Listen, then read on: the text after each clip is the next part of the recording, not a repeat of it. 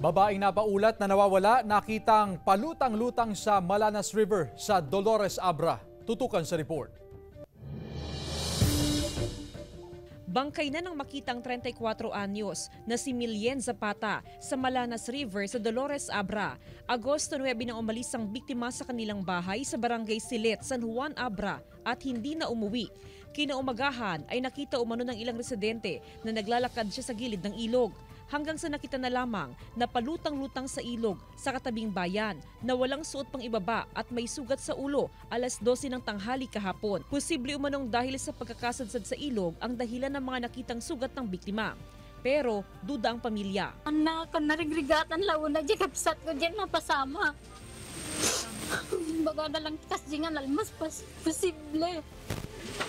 Ano nga mamati. Hiling nila ang mas malalim na investigasyon ng pulisya sa pagkamatay ng biktima.